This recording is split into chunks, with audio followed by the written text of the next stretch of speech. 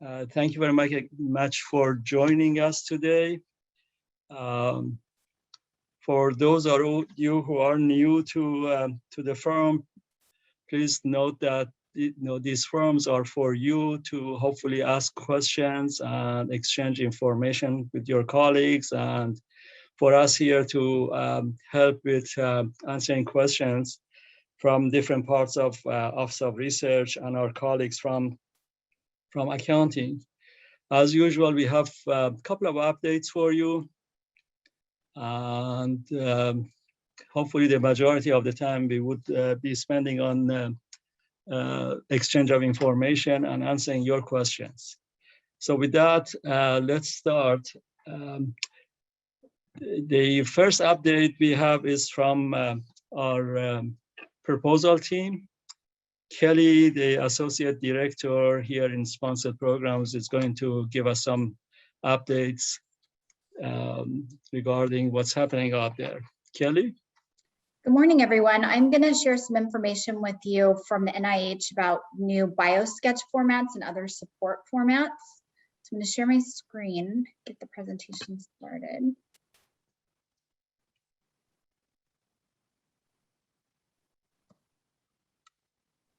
Okay. So the NIH issued a notice with some changes to the biographical sketch and other support format pages that I'm going to walk you through briefly.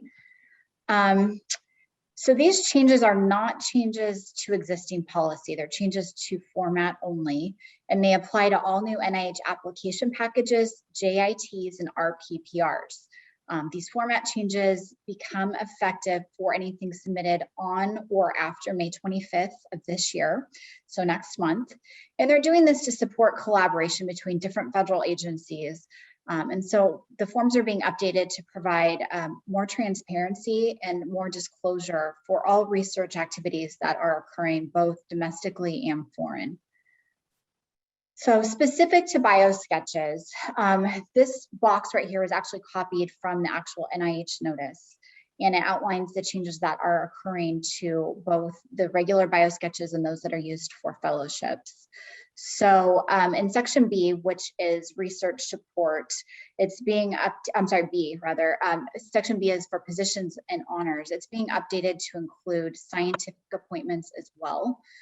Section D, which is the research support section, has been removed entirely from the non-fellowship Biosketch page.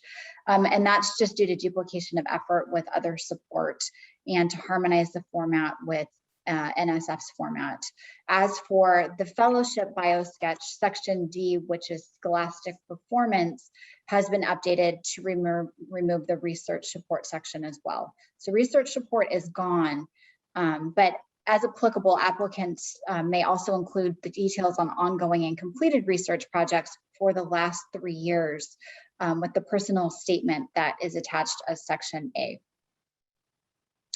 I've included this slide because it's actually a screenshot of a page from the NIH's website that talks about the Biosketch format and provides instructions and samples. And they have a really good frequently asked questions section, which is circled in green on the right side of the screen. They also have help sections for the due dates that occur on or after May 25th, so the new formats. And then they have a section for the existing format, which is anything due prior to May 25th. That you can take a look at. So I thought it'd be helpful for everybody to have this information going forward. So the updated Biosketch format is available in Science CV, though the use of that is not mandatory at this time. We also want to let people know that the NIH is going to give a grace period for the Biosketch format. So up until January 25th, they're not going to withdraw any applications that utilize the old format, although they strongly encourage everybody to use the new format. However, beginning with applications submitted on or after January 25th, if the correct format isn't followed, they reserve the right to withdraw applications from further consideration. So we highly encourage you to use the new format, but know that you have a little bit of a grace period to do so. Okay, as for other support, just really briefly, other support includes all resources made available to a researcher in support of and or related to the research endeavors, regardless of whether or not they have monetary value or are based at the institution that the researcher identifies for the current grant. We want to make sure everybody knows The other support excludes training awards, prizes, or gifts. And gifts are resources that are provided when there is no expectation of anything in return. An item or service given with the expectation of an associated time commitment is considered in-kind support and needs to be reported as other support in the application. As for the other support format page, it's been reorganized to separate funded projects from in-kind contributions. Additionally, a signature block has been added for the program director or PI or other senior or key personnel to certify the accuracy of information that's submitted. Each PD, PI, or senior key personnel must electronically sign the respected other support form as a PDF prior to submission of the application package. Just as we did for the Biosketch section, we included the NIH's page specific to other support because they do have a really good frequently asked questions page for that as well. We want to make sure we provide that to you. And then regarding other support, Science CV and NIH are developing an other support page template. We don't know exactly when it's going to be available, but it's estimated to be sometime during fiscal year 2022. It's really important that everybody remembers that supporting documentation, which may include copies of contracts or any agreements that exist specific to senior key personnel foreign appointments or employment with foreign institutions for all foreign activities, must be reported and provided with the other support documentation section. And finally, if a PI or other senior key personnel in an active grant fail to disclose other support information, updated other support information must be provided to the grants management specialist as soon as it becomes known. So if it's not initially disclosed, as soon as you become aware of it, it must be reported under this new policy. And that's what we have for you this morning on biosketches and other support for NIH. Thank you. Thank you, Kelly. To just piggyback on what she said, this is the same information that I sent to the listserv on April 15th. On April 15th, the message that I sent out is regarding this notice, which is notice number 073 of NIH. And in there, I attached also the PDF version of the notice. I highlighted some sections. NIH's position is that all of these requirements have always been there and they are just reminding us. There are lots of deadlines they talk about. The deadline that we have to deal with right now is May 25th. So any new proposals, any just-in-time or any report that is issued on or after or submitted on or after May 25th is subject to requirement of having dealt with other support and so on and so forth. Just so please look at that email. There's a lot of information in there. There is some discussions across the country that NIH might extend that deadline of May 25th. They have not done it yet. As of this morning that I checked, there is no notices coming up, but they might send a notice out. But meanwhile, they also have said that even if they do that, they are encouraging everybody to start following the May deadline to get used to all of this. So a part of, like, for example, one of the issues that they are emphasizing, which we all know it's new, even though they are saying these are the same requirements as before. The new requirement is that for any key personnel, PI, PD, and so on and so forth, who have agreement with the foreign entity, as Kelly said, now they want to see a copy of that agreement as a part of meeting these requirements. And they are saying also that if the agreement is in a non-English language, they want a translation of that. So these are really strong requirements that we have to be all careful about.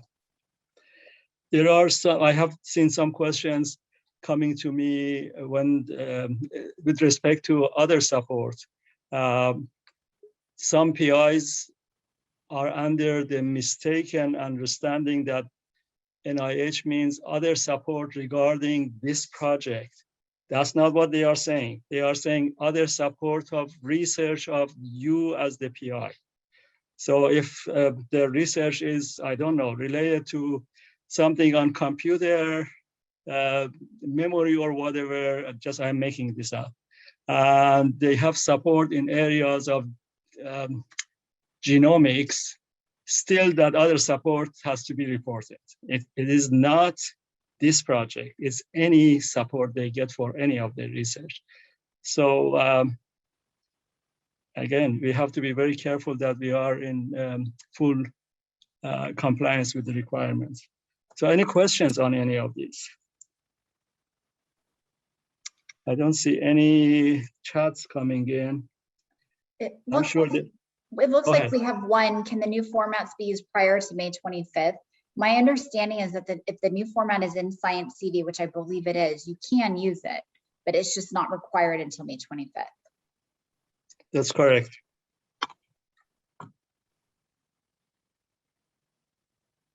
Okay, so you really have to make sure that your PIs know all about this. I know that there are not very many researchers on the call today, but they really have to hear about this so they won't be surprised on May 24th that if they are sending a report in on May 25th, these requirements are there now. Their reports can be rejected. Okay. Okay, if there are no other questions for Kelly, let's have an update from Grace on the award side. Grace? Hi, good morning, everybody. So my first point will also relate to NIH. The revised NIH grants policy statement was released this month, and I put the link in the chat, so you'll definitely want to take a look at that. The updated NIH grants policy guide provides the up-to-date policy guidance that serves as the NIH standard terms and conditions for all awards with budget periods beginning on or after October 1st, 2020. And if you go to the link I just posted, there's further links that tell you the changes made since the last grant policy. So it's some of the changes relate to the new awards page, where if any of you have seen NIH awards, you know that the awards page has changed since last fall. But do take a look at that. This is for all awards beginning on or after October 1st, 2020. And then my second point is just a reminder. We are at the end of April. The state fiscal year ends June 30th. So please take a look at the state projects in your portfolio and let us know if you need no cost extensions or if you need any post-award modifications. We are getting to that time where we want to get that in before June 30th. And, and by before June 30th, I don't mean June 29th. Please let us know sometime in May so we can get those requests in and then get the sponsor approvals or the amendments as necessary. Okay, so that's all I have. Are there any questions for awards?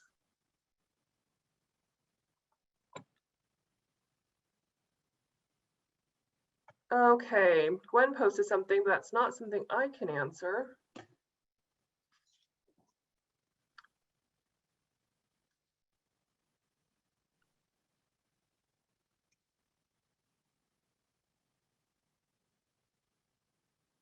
Okay.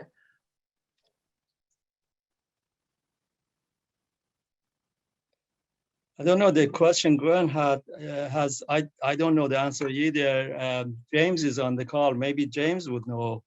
James, we are going to come to you soon for your update, but you know the answer to this question? I was typing some other notes, so let me see if I can find the question. What is the question? Is it one from Gwen? Yeah, it's right below the message from Grace. Is the additional compensation from the negotiated salary pilot program for faculty allowable under, well, I do not know. I'd have to do some research, I suppose. I'm not familiar with the negotiated salary pilot. So Gwen, maybe I can touch base with you later and you can let me know what you're talking about. Sorry, I'm just not familiar with this.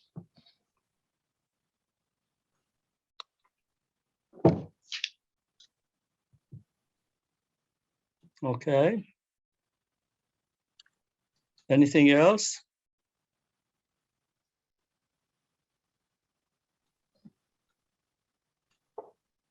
No? Okay, James, you are on. Okay. All right, let me find my camera button here. Okay, all right, good morning, everybody. Thank you all for being here. 155 people on this. This is great. I love just having everybody here and trying to stay abreast. Often we think of you as the choir. Often we hear when we're sharing information that we're preaching to the choir. So thank you for being in the choir. I don't have a whole lot to share, but just a little bit as well. Let me just give you some quick updates on some system upgrades or fixes. Really, this is something like I shared last time, but here's where we are. Effort reporting system. We are still in a holding pattern. We believe there's one final data set that we need to receive from the UC Path folks. Our expectation now is that we will be getting that sometime in May. We don't know exactly when. Once we get it, we think it'll take us a week or so to get that all loaded and reviewed on our side so that we can release it to you. This is, a really, it's getting to be longer and longer between the time of the effort certification period and when we're getting those reports out. So we really apologize for that. We're kind of beholden to the UC Path folks to get us the data we need. It's not a problem that's unique to our campus. It's really a system-wide issue. Better news is the cost share application that I mentioned last time that we had some enhancements coming through. Those were delayed just a little bit because we made one more pass at organizing the data a little better than the system was providing in the output, which we think is going to make it easier for you to work with that data, as well as I mentioned last time that the system is going to be a lot quicker at pulling those data screens up for you. And then that last little system thing, the FIS 325, the PI ledger review, there's a glitch there that's making it hard for folks to get in and pull up the reports. That issue has been prioritized. I believe the programmer is probably working on it right now.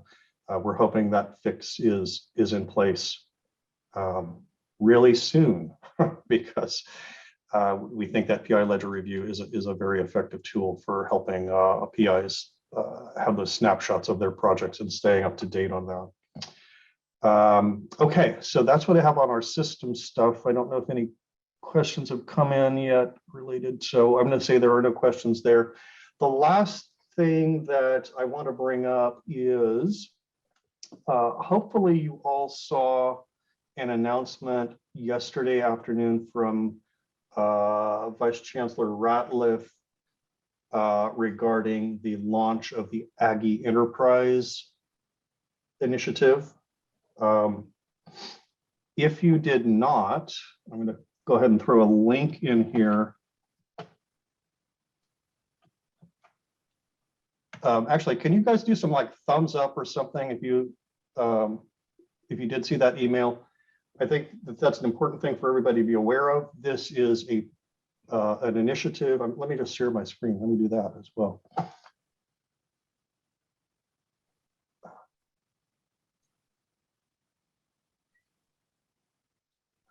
So this is a really big initiative that we are looking at over the next 2 years and a couple of months.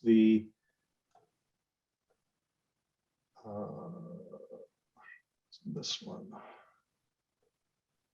Oh, picked the wrong link. It's this one. The go live is July of 2023, so we've got 2 years and a couple of months.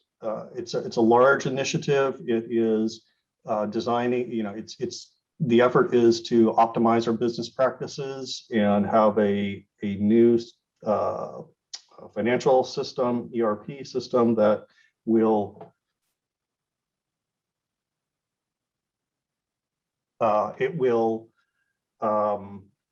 be both the financial system. It is being built. The foundation is the new chart of accounts that the Office of the President is requiring campuses to have adopted by the same thing of July 2023. So the decision was made to do this all together. I'll tell you right now, I don't have a lot of information that I can share specific to how award management is going to work. But this is something that we are going to be working on very heavily. There will be advisory groups. We're going to be putting together a team of campus subject matter experts that will be help us as decisions are being made with this implementation. And I'm sorry, I didn't say the question is, what is the ERP platform? It's the Oracle Cloud that is that we are adopting. I apologize, I think that was on here, the technology page. Oracle Cloud Systems is what is being implemented. We our implementation partner here is Deloitte, so they're the consulting firm that will be helping us with the configuration,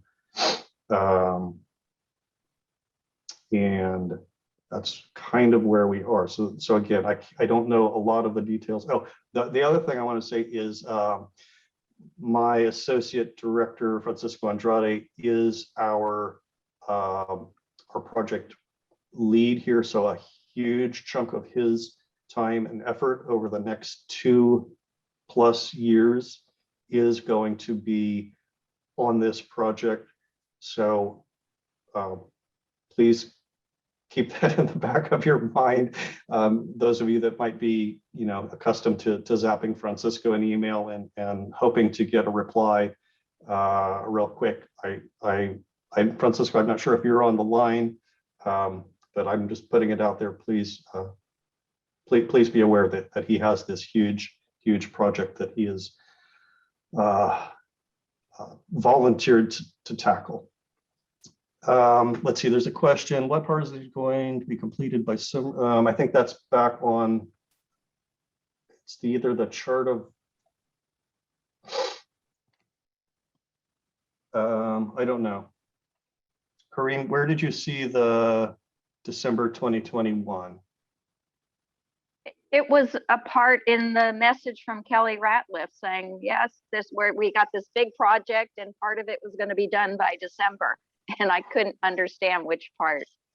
You know what, I'd have to go back and read her email because I'm not, December, this coming December doesn't pop out in my mind as something that, as a milestone of any part. Okay, I was surprised, so yeah. I'm not sure. Yeah, I'd have to read. I'm sorry, I'm not sure quite what she was referring to there. And no, this does not replace Cayuse. So we will again, be looking at ways that we can take data from Cayuse. It'll probably be a big somewhere. We want to have as best integration as we can. What that looks like is, again, something that is going to be defined and fleshed out.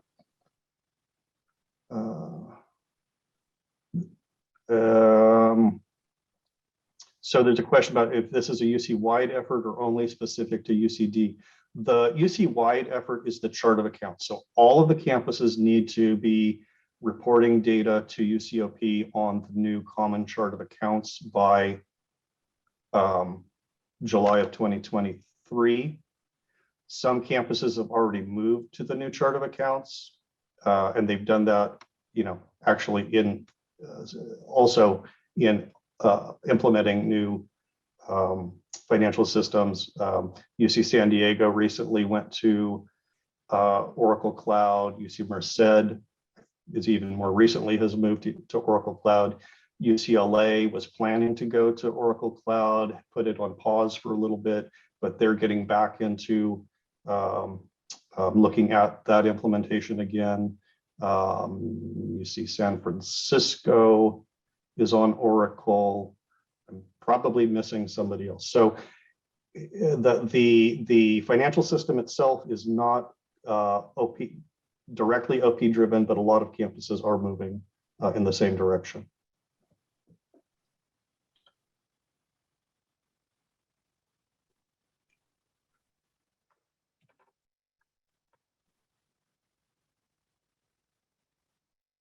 Okay, so thank you for the comment about the COFI.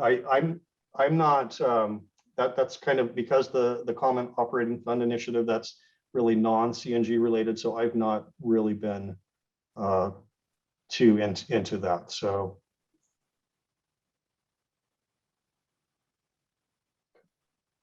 all right, any more questions? So again, big project that we're excited to get going. We believe there's a lot of new functionality that we will be able to implement, and the idea is to make our processes as streamlined for all parties and get good data and everything out of the new system.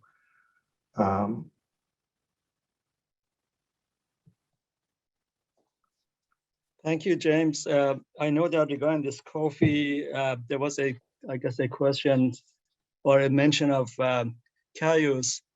To the best of my knowledge, at this point, it won't affect CAIUS. However, as James said, the aim is to be able to obviously read from CAIUS. So for that part, we have already put the team in touch with our IT group and a couple of members of the team who are working with Francisco. We have given them access to CAIUS read access. So they are in the system. They are looking to learn about the system, working with our IT people at one point. And again, the aim is for the coffee to be able to fully read everything from CAIUS 2. That's all I know about that, nothing more than that. Yeah. Okay. So if there's no more questions. And there's one more question that came in from Gwen, and Gwen, this didn't even, that little question didn't cross my mind yet, but again, let me check on that and see what we want to do or what we need to do. Hopefully, I'd like to just leave those as immaterial, but let me check on that. I know you guys always ask about this, the rates. Actually, I don't have any updates since the last time. The last was on the F&A. They were getting ready to start in on the space surveys and get the negotiations up and going. The CBR, I will check in with colleague and find out if they know where those are coming. I don't have that answer right in front of me. Okay. Okay, thank you very much, James. We have a presentation from IRB, and Nicole Walters, Education and Training Analyst from IRB, is going to give us some training in some of their areas. Nicole? Hi, good morning. Thank you. I'm going to be talking about some things going on at IRB Administration. I know that IRB isn't a topic we spend a lot of time on here, so this is very process and very IRB jargony. If it's not your area and you don't spend time working on human subjects research and you've been waiting for an opportunity to grab some coffee, fully understand if you want to check out for a few minutes while we go over updates going on at IRB Administration. So this is going to be a high level kind of overview of things that we've got going on, what's new at the IRB. First, we have some updates to our applications. We've got some changes coming that we want to make people aware of. They're going to take effect this spring. So we're doing this as sort of a get the word out mission to let you all know and have you let your colleagues know that changes are coming and be prepared. I don't know why it says application updates twice. It should say new researcher resources. We have some new resources available for investigators that I'll be going over here shortly. Just want to make you all aware that they're there. We've been working really hard to create remote learning opportunities for our researchers, things about how do you submit to the IRB, how to use our electronic system, also what are the requirements for IRB review, what documents do I submit, when do I need to apply, those kinds of things. So I'll show you where those are in a few minutes. And then we're going to have some changes to our signature requirements. And again, this is our Get the Word Out campaign to make sure everybody knows this is coming, so you're all prepared. You know about the resources we've put in place for that, and this transition is smooth. So in terms of resources, we've been working on IRB Net demonstration videos. So this is functional. How do I use the system? It's someone walking you through the process, step by step, clicking through the system with you. So we're working on building a library of these. We have a really good start. I'm going to show you where to find them on our website shortly. We'll be adding to this as time goes on. We've been working on e-learning modules. These are fantastic if you're, say, onboarding a new staff person and you need to get them up to speed on how to submit to the IRB, what kind of studies require IRB approval, even some of the specifics of how you develop an informed consent document and things like that. Remote consent is another topic that we developed one on. So we've really focused on our most frequently asked questions and areas of top concern, especially during COVID, while research has transitioned to this entirely remote process for many studies.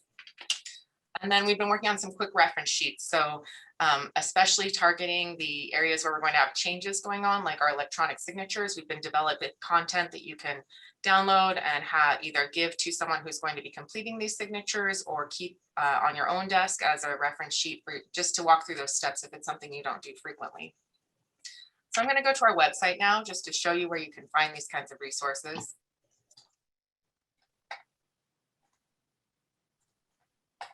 All right, so I'm starting from the Office of Research website and going through the policies and compliance link to IRB administration and then for researchers. This is just a quick shortcut to get where we need to go. If I go to the IRB submission section, I find information about our electronic system, which is IRB Net.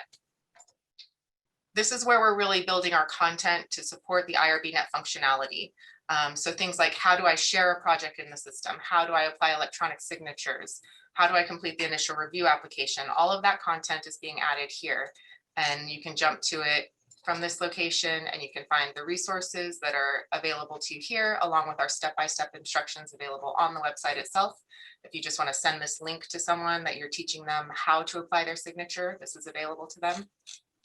And then up here, we have the bank of all of our IRB Net demonstration videos. So if you go to this page, you can scroll through the list. Right now we have 4 videos. We have how do you submit a new project? How do you share a project? How do you sign a package?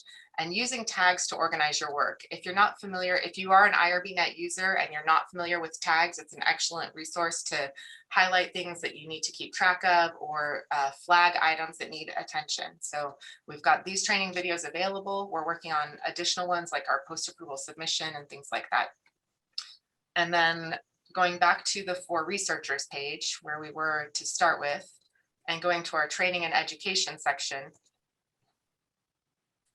In the training library, we have created a series of self-guided modules. So here you can find when is IRB review required? What are the application requirements for a new project? How do I submit a post-approval submission? What are the requirements for an informed consent document? Outside financial interest and research. All of these are e-learning modules. So you can do them at your own pace. The content is there. There's no testing requirement for them. So it's not a certification. It's really just information that you can access at any time for these kind of frequently asked questions and difficult concepts that we have. I'm going to go back now to the PowerPoint.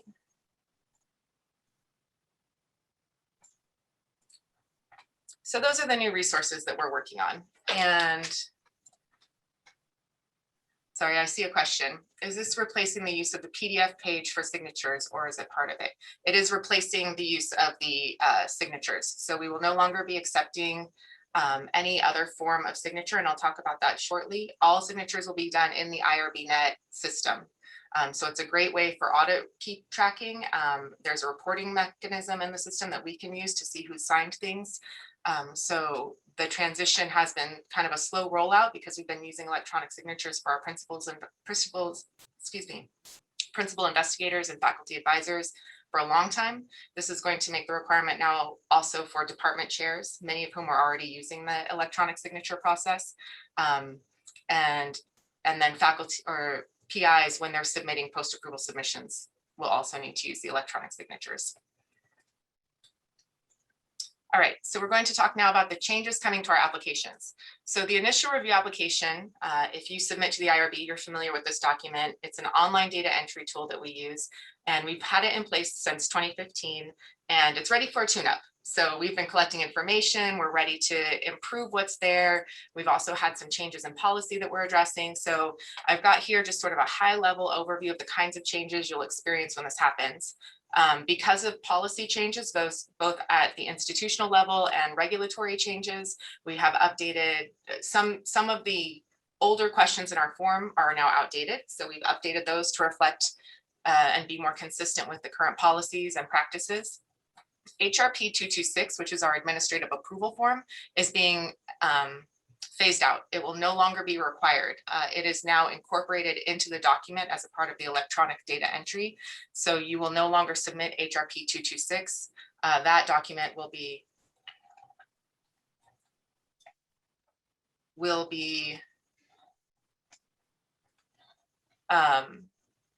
no longer be a required element. Reliance studies are being we have incorporated a lot of the reliance details. So this is when our IRB either reviews for another institution or relies upon another institution. That has been incorporated into the application now, and it's made it a more seamless process for these studies. Anytime we were able to, we removed free text boxes and replaced them with checkbox responses. So this is meant to streamline the process and make the application a more routine process. When you, for example, aren't obtaining consent from research subjects and you want to explain to us why, we've provided a series of checkboxes of answers that would meet our requirements. So you don't have to spend your time sort of guessing what the IRB wants you to say. We're happy to just give you the acceptable responses and let you select from them. We've made some updates to our ancillary approvals page. A lot of this has to do just with oversight throughout the institution, making sure that everybody is aware of all of the requirements. So we will have an additional series of questions about different types of ancillary approval that might apply to your research, and then links to resources that will take you to the information about those kinds of approvals. And then we've added explanatory text and definitions throughout. So when the new initial review application rolls out, these are the kinds of changes that you'll be seeing. Now, how will this be implemented? First, in terms of the implementation of the actual document itself, it's going to be a seamless transition. So the application will update in the system. If you have an existing study with an initial review application, you don't need to do anything to it. When you have a new study and you go to add this document to your application or your package in IRBnet, the new application will automatically appear. If you have an active study with an old initial review application and you go to make an edit, so say it's continuing review and you need to update your research personnel list, when you click that pencil icon, there will be a few additional elements that you have to fill in because we have added some questions and moved some things around. But we made a very focused effort to reduce the changes as much as possible so that people wouldn't have to re-enter information or add redundant information or anything that they felt was extra work. So hopefully it will be a seamless transition for all of you. HRP 226, as I mentioned, it's no longer a required form.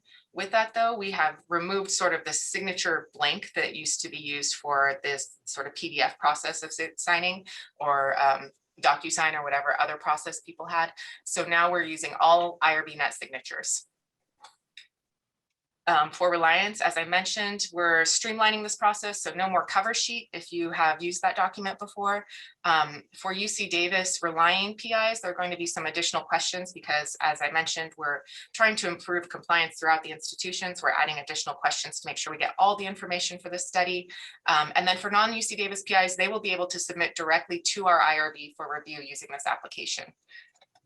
And in terms of ancillary approvals, there have been some added questions, and we do have one new requirement document. If your study requires pathology oversight committee review, then we'll be looking for that as a part of your submission. All right, and now that's the initial review application. So I'm going to pause there and just check and see if there are any questions at this point.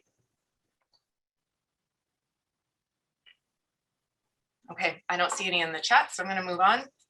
Now we're going to talk about post-approval submission updates.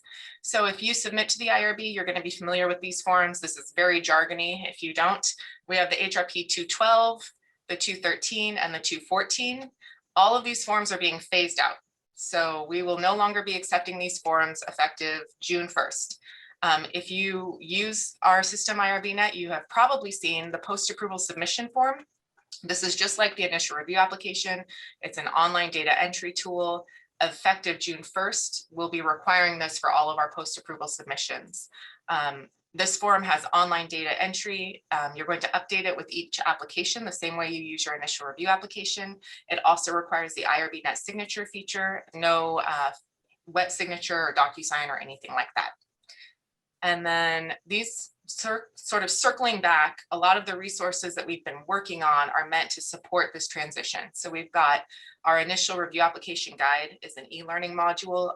That guide is a page-by-page screenshot of all of the pages of the initial review application along with instructions about how you complete it. It currently looks like our current application, and we'll be updating it with the new application content when it rolls out so that you can go there and learn about how we want you to answer each of the questions and what the pages are going to look like. Our post-approval submission e-learning module is also a page-by-page guide along with functional how do I submit this in IRBnet. We have signature resources. We have a step-by-step guide online. We have a quick reference sheet. We have the IRBnet registered user report. So this is if you're trying to share the project with someone, they need to have access or they need to have an IRBnet account, and we're posting a report of everyone who has an IRBnet account at the institution so you can confirm that your user has an account if you need to. And that'll be updated every couple of weeks. And then we've created, as I mentioned, those demonstration videos. So how to submit a new project, how to share a project, how to sign a package, and how to use tags to organize your work. So I know that that was a lot. As I mentioned, this is a very high level, get the word out sort of training. We're doing much more functional training, either online or instructor-led training is available. If you go to our website, you can look at upcoming opportunities. And then we also have our help desk that we encourage everyone to reach out to. The phone number and email 916-703-9158 or hs-irbeducation@ucdavis.edu. You can always reach out here if you have any questions as you're working on your applications. And that's all I have. So I'll open up for questions if anyone has anything. Is there any information or resources we can share with our dean's office when working with them to get dean delegate signature? So is that for the administrative approval form, HRP 226? Yeah, so I'll go back to our website.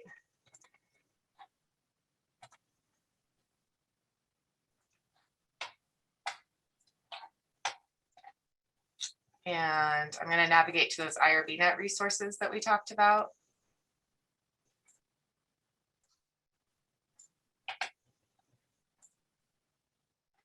And this section here, signatures accepted on an application. If you go down here, there is this video, which walks them through, it takes about 2 minutes, walks them step by step how to apply their signature. So I can send you this link.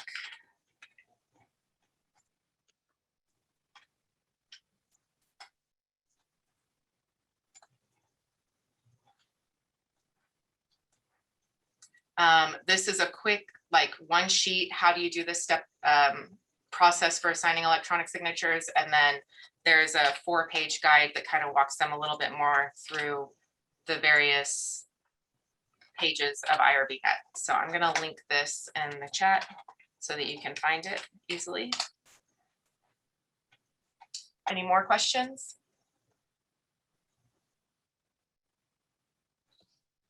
You're welcome.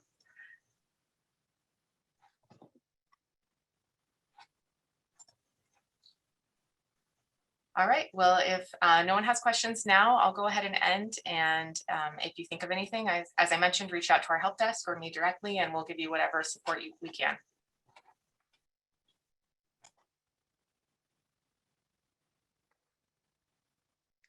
Thank you very much, Nicole. As you were going through this training, I was thinking about ages ago that, you know, as a part of the process of IRB, we, you know, every week or every day, we used to get a ton of papers for IRB submission.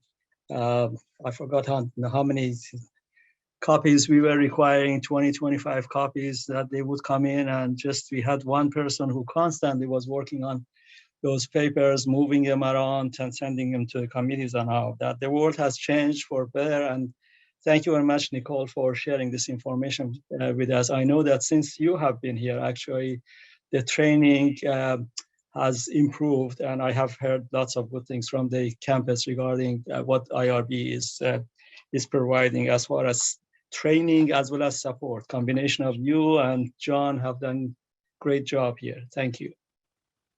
Thank you. It's actually been I've been here about 10 years, and it is a completely different IRB. I can attest to that. Yep. Yeah. Yeah, I don't want to see the days that I had to deal with this, as IRB was a part of my office, and we packaged it and pushed it out of here. At that point, we had only 3.5 FTEs to deal with all of the IRB. And luckily, with problems across the country with Duke and all of that in late 90s, we were able to increase the number of FTEs, and now we are, I mean, it's a very good office right now. It's no comparison. Thank you again.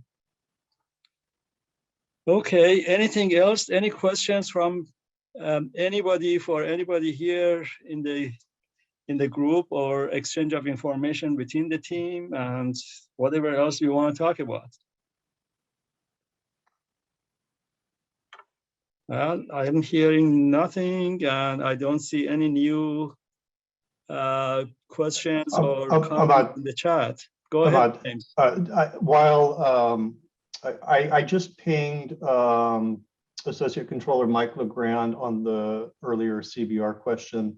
He will be meeting with UCOP this Friday to get an understanding of what where they think the figures are coming out. So based on that, I imagine they will be updating that link that Gwen, did you share a link a little earlier to something that the BIA folks had put together? So anyhow, hopefully before too long, we'll have some final numbers for folks to start working with. That's all. Okay, good. Anything else from anybody before we stop? Well, I don't see any new thing. Our next meeting would be the 4th Wednesday of next month, May.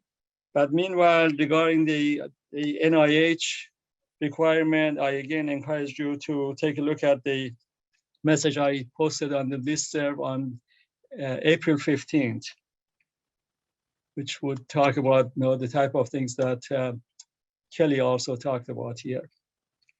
Okay, thank you very much. Since there's nothing else, we are going to stop now. Have a nice rest of the day and take care.